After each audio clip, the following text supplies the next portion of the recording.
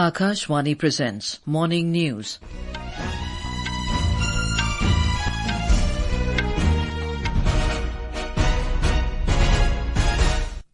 Good morning, I'm Anuja Kumar.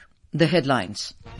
Union Cabinet decides to provide financial assistance to state governments of Northeastern region for development of hydroelectric projects.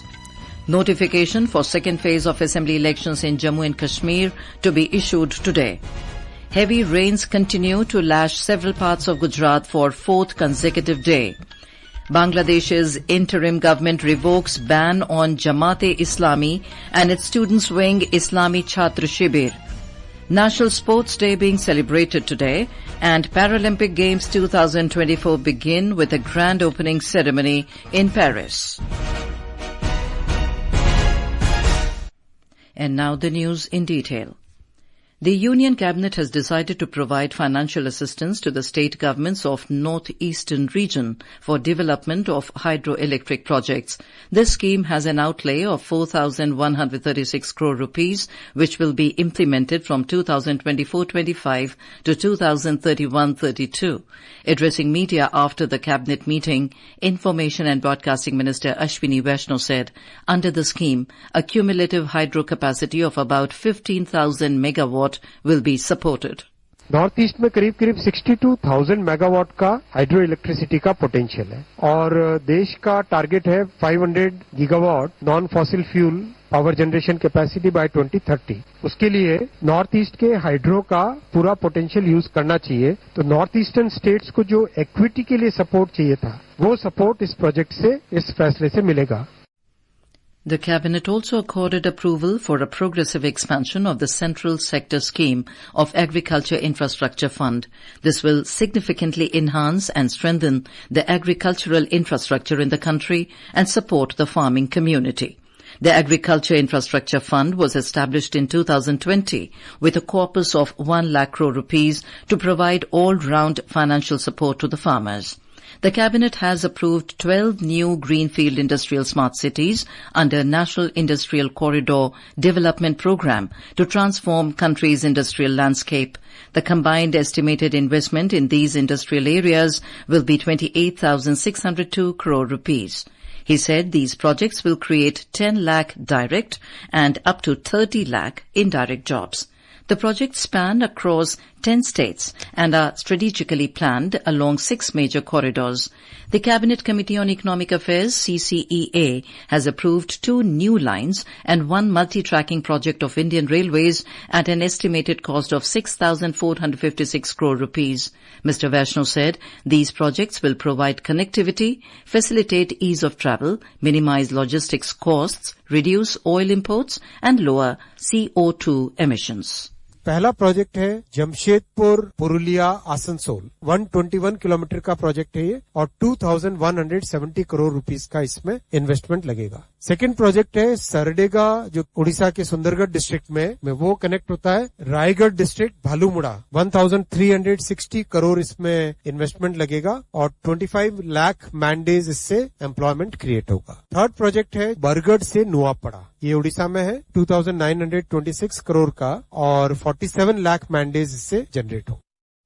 The Union Cabinet also approved a proposal to conduct e-auctions for 730 private FM channels in 234 new cities. The move aims to boost local content in mother tongue and create new employment opportunities. The decision will take the FM radio to uncovered Tier 2 and Tier 3 cities. Mr. Vaishnaw said this project will focus on local talent. करीब 234 cities है जहां पे अभी भी private FM radio नहीं है। 234 cities जिनमें 730 channels को एक्सपैंड करने के लिए ये फैसला लिया गया है। इसमें रेडियो इंडस्ट्री की बहुत सारी प्रॉब्लम्स जो थी उनको भी सॉल्व किया गया है, उनके फाइनेंशियल हेल्थ को सुधारने के हिसाब से और लोकल टैलेंट पे फोकस करते हुए project. The notification for the second phase of assembly elections in Jammu and Kashmir will be issued today.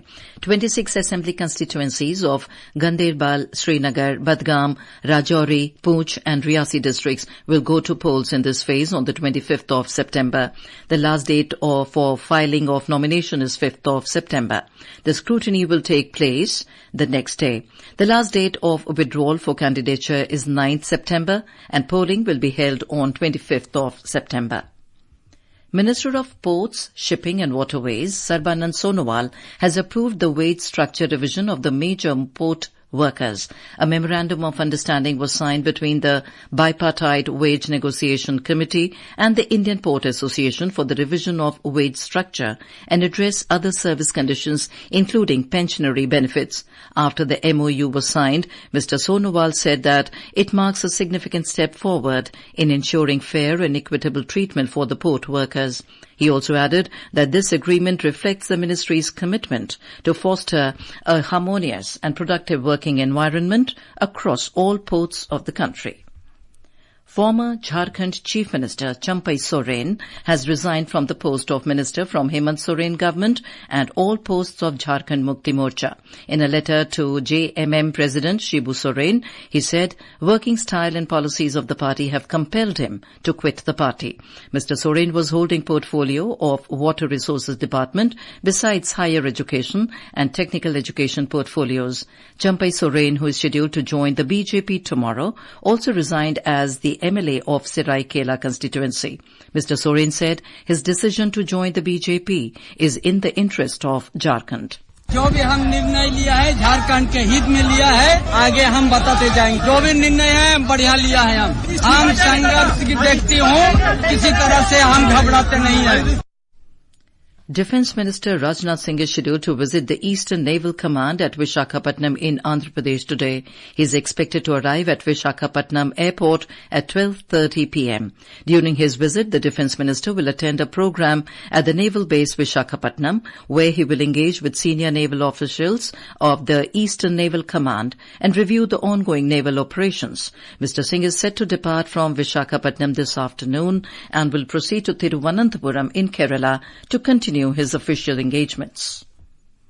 The Indian Medical Association, IMA, has suspended the membership of former principal of RG Kar Medical College and Hospital, Dr. Sandeep Ghosh, in connection with the Kolkata rape and murder case. Dr. Sandeep Ghosh was the vice president of IMA Calcutta branch. This is Akashvani giving you the news. For quick news updates round the clock, follow us on our X handle at AIR News Alerts. Heavy rains continue to lash several parts of Gujarat on the fourth consecutive day. Several districts of Saurashtra, especially Devbhoomi, Dwarka, Jamnagar, Porbandar, Rajkot and Kutch district, recorded very heavy rainfall during the last 24 hours. Although the intensity of rains was reduced in flood-affected regions of central Gujarat, especially Vadodara, a large number of areas are still underwater and relief and rescue operation is underway. Our correspondent reports that at least 25 people lost their lives in the rain-related incidents in the state during the last 4 days. Bhanwad in Devbhoomi Dwarka recorded the highest 10 inches of rainfall in the state, followed by Kalyanpur, Dwarka and Khambalia tehsils, which received more than 8 inches of rainfall. Over 17,000 people were evacuated from the flood-affected region in the state yesterday, with over 5,000 were relocated from Vadodara city alone. Amid the flood water reaching the residential area in the city, nearly 1,200 people stranded in flood water were rescued in Vadodara. The additional 4 columns of Indian Army and 5 NDRF teams were deployed in Vadodara yesterday for the relief and rescue work. Meanwhile, IMD has predicted extremely heavy rainfall at isolated places in Saurashtra and Kutch region today. Aparna Khund, Akashvani News, Ahmedabad. In Bihar, flood situation continues to be grim as rivers including Ganga, Gandak, Kosi, Mahananda are flowing above the danger mark at several places. Some new areas of Khagadia, Bhagalpur, Katihar have also been affected due to flood. Due to heavy rainfall in catchment areas of Nepal-originated rivers, there is no respite from flood situation.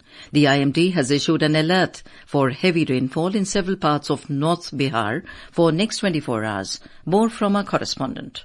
Rising water level of Kosi River has engulfed several houses in Nauhata block in Saharsa district. Several people from these areas have taken shelters at higher places with their livestock. In Khagadia district, Gogri, Mansi, Chautham and Parvatta blocks are flood affected. 89 schools have been closed till 5th September in flood affected areas of Khagadia. Dharmendra Kumar Rai, Akashvani News, Patna.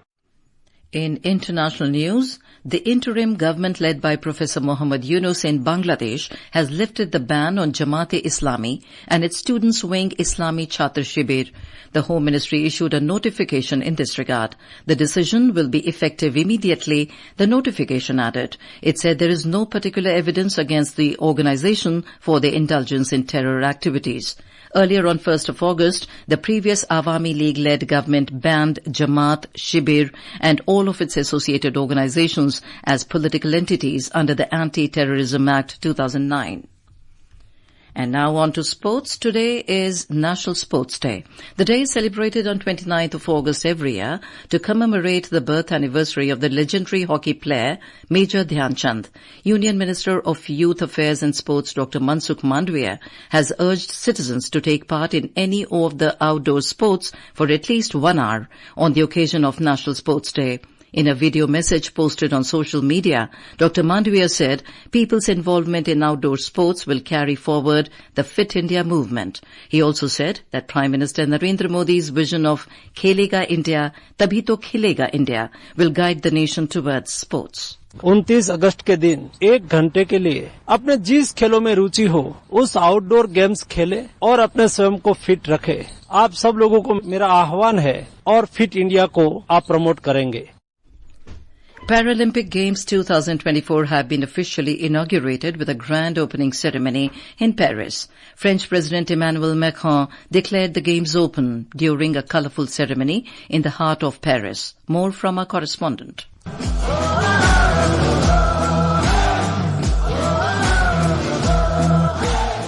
A total of 4,400 Paralympians representing 167 nations marched from Champs-Élysées to Place de la Concorde. Tokyo 2020 gold medalist javelin thrower Sumit Antil and world record holder table tennis player Bhagyashree Jadhav led the Indian contingent. A total of 84 Indian para-athletes will compete in this edition of the Games. It is India's largest contingent in Paralympic history. India will compete in 12 of the 22 sports scheduled at the event. Krishna Nagar will aim to defend his men's singles title in badminton, while Avni Lekhra and Manish Narwal are set to take aim in shooting. Archery, cycling, taekwondo, swimming and table tennis are other events where Indians will be seen in action from today. Athletics will begin from tomorrow, where 38 Indian athletes will participate. The spotlight will be on javelin thrower Sumit Antil and table tennis player Bhavina Patel. The Paris Paralympics will conclude on September 9 with the closing ceremony. Aishwarya Rai Nigam from News Desk, Akashvani, Delhi.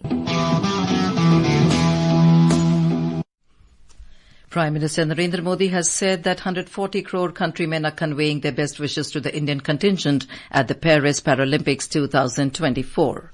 And now for a look at today's newspapers, it's over to Shifali Singh. Thank you, Anuja.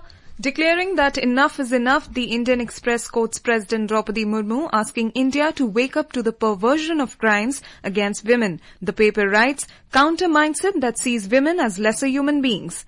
In a move to give a fillip to the Indian economy, the Asian Aid states cabinet nod to 12 new industrial smart cities with new rail lines and agri-infra expansion okayed.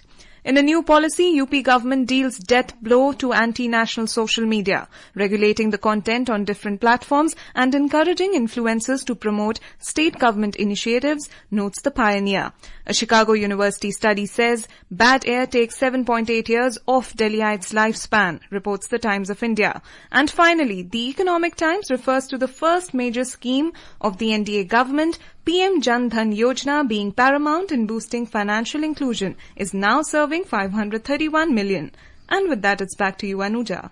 Thank you, Shifali. And now, before we end the bulletin, the headlines once again. Union Cabinet decides to provide financial assistance to state governments of Northeastern region for development of hydroelectric projects. Notification for second phase of assembly elections in Jammu and Kashmir to be issued today. Heavy rains continue to lash several parts of Gujarat for fourth consecutive day. Bangladesh's interim government revokes ban on Jamaat-e-Islami and its students' wing Islami Chhatra Shibir. National Sports Day being celebrated today, and Paralympic Games 2024 begin with a grand opening ceremony in Paris. And with that, we end the morning news. Have a nice day.